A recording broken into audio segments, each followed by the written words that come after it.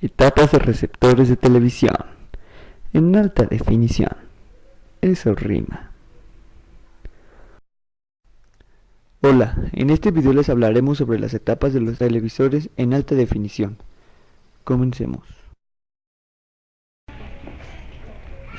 Comprobación de las diferentes etapas de un receptor HD. Para facilitar, en verde están los bloques de la sección analógica. Esto no quiere decir que los circuitos integrados utilizados sean analógicos. Por ejemplo, el micro es evidentemente digital, pero forma parte de la sección analógica del TV. En rojo están los bloques específicamente digitales, en azul los bloques de pantalla y en violeta la fuente de alimentación. A la izquierda, en verde, tenemos el conector de ingreso de la señal de PC, la entrada de HDTV, el sintonizador, entrada de audio y video, los pulsadores frontales, el receptor infrarrojo y las fuentes reguladas de baja potencia, algunas conmutadas y otras no. El sintonizador entrega su señal al filtro SAW y este al jungla, que se encarga primero del proceso de FI y luego del proceso del audio y video. La señal de audio se procesa en el procesador estereofónico y luego se amplifica en el amplificador de audio.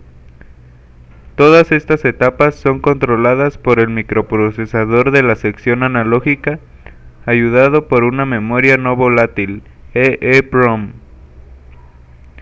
En un TV LCD se requiere el trabajo de una memoria volátil, del tipo flash para sincronizar el sonido con el video.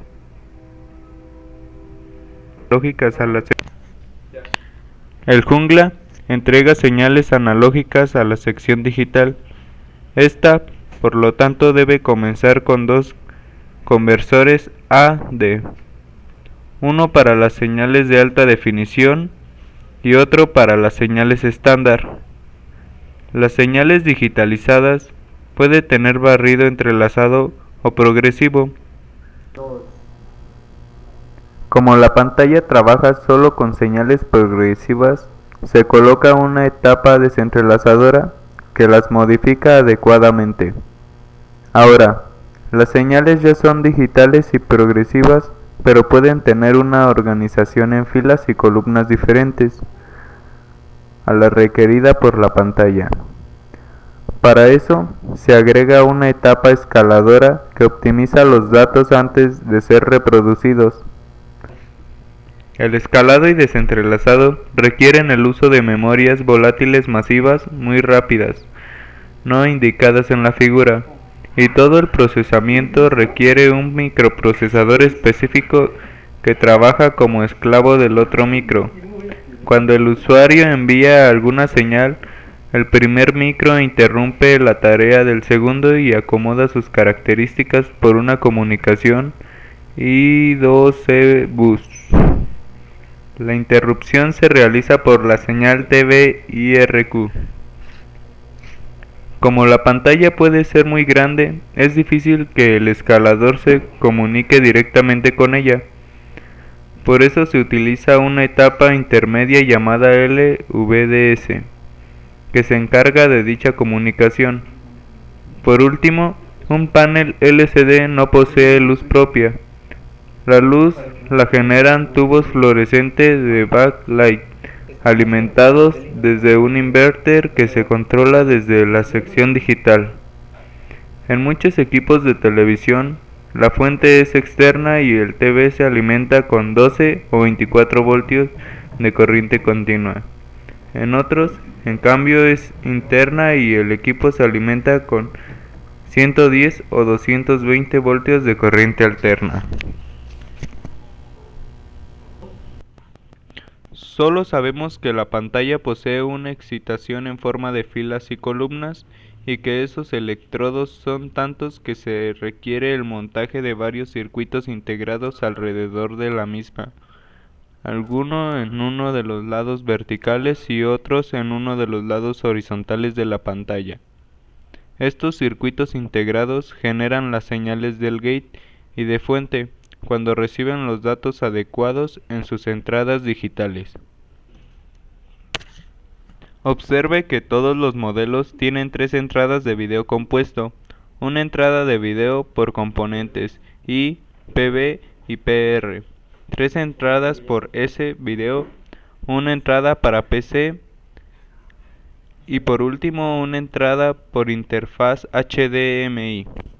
Todas las entradas son analógicas menos la HDMI que es digital, es decir, que en el momento actual el uso del conversor AD es imprescindible e inclusive la entrada HDMI tiene una codificación digital que no contempla la cantidad de píxeles que tiene cada pantalla en particular. En una palabra que a un matemático previó que compatibilice la señal digital de entrada con la señal que requiere la pantalla enviada a los circuitos integrados del gate y fuente del TFT. Este procesamiento se realiza en una plaqueta llamada escaler o escaladora. Como vemos, tenemos ya dos plaquetas digitales. Una es la digitalizadora y otra es la escaladora.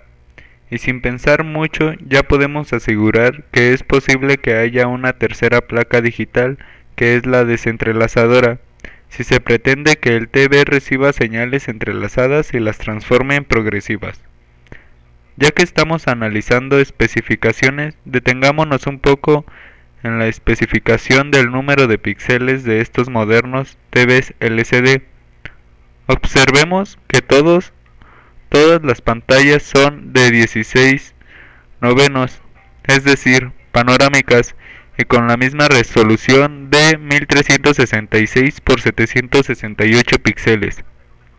En el rubro de señales compatibles se puede observar que esta señal es compatible con las normas de transmisión de definición normal de 480 líneas entrelazadas o progresivas. Los modernos TVs no son compatibles con la norma 1080p, aun si la pantalla tiene la cantidad de líneas de píxeles adecuada, que serían 1080. No es un problema de pantalla, es un problema de velocidad de transmisión en el interior del TV, entre las plaquetas digitalizadora, escaladora y desentrelazadora y los circuitos integrados de la pantalla. Recién los modelos tipo KDL incorporan la velocidad de transmisión de datos que se requiere para poder mostrar las imágenes de HD con barrido progresivo. Señales de entrada a tu TV. Comenzamos analizando las entradas. Las entradas se pueden dividir en entradas de RF y entradas de banda base. Las de RF son las clásicas entradas de antena y de clave analógico. Luego están las entradas de banda base, que son la clásica entrada de video compuesto. Y por último, las entradas digitales. El bloque sintonizador se encarga de recibir las señales de antena analógicas y digitales libres. El bloque conmutador de entradas elige las opciones disponibles para el usuario, desde la más modesta señal analógica de VHF, un videograbador VHS conectado por video compuesto por la ficha de Supervideo, un DVD conectado por video compuesto por VHS. Simplemente deja las entradas analógicas abiertas para que el usuario ingrese señales de tipo digital directamente por la entrada al bloque escalador, que explicaremos oportunamente. Si la entrada elegida es analógica, la señal debe ingresar al primer bloque digital, que es el digitalizador. El digitalizador realiza un muestreo de la señal de entrada a una velocidad adecuada para el tipo de señal ingresada y guarda los datos en una memoria adecuada a la cantidad de bits que requiera la es decir, una transformación de analógico a digital. El escalador es un bloque que realiza todo el cálculo requerido para adecuar las muestras de la señal al tipo de pantalla que posee el TV. El escalador guarda todas las muestras de un cuadro completo en una memoria masiva de entrada y salida paralelo. Luego toma dos o más datos contiguos y las procesa matemáticamente para generar la cantidad de datos que requiere la pantalla, y los guarda en otra memoria para que el siguiente bloque pueda realizar su función. En los PCs más modernos, las etapas de escaladora y desentrelazadora pueden estar incluidos en el mismo circuito integrado con el siguiente ahorro de espacio, y además las posiciones pueden estar cambiadas de modo que se desentrelace primero y escale después. Por separado, existe un microprocesador general que controla el funcionamiento de todo el dispositivo y lo comunica con el usuario a través de los pulsadores del frente o del control remoto. Este microprocesador se encarga además del modo service del dispositivo, es decir, de la comunicación con el técnico de servicio. Por último, todo el dispositivo debe alimentar desde la red de energía eléctrica, y para esta función existe una fuente de energía de baja tensión de salida, que siempre opera en el modo pulsado. ¿Y cómo es que se ilumina nuestra pantalla para poder apreciar las imágenes? Como ya sabemos, la pantalla LCD no tiene luz propia. Por esa razón existe un conjunto de tubos fluorescentes CCFL que ilumina la pantalla desde atrás. Estos tubos están alimentados por un bloque inverter que genera la medida de tensión que ellos necesitan para encender. Si tenemos digitalizador, escalador y desentrelazador, estos tres bloques se encuentran alojados en una misma plaqueta llamada scaler. Esta plaqueta tiene una entrada de señal y una salida de señal.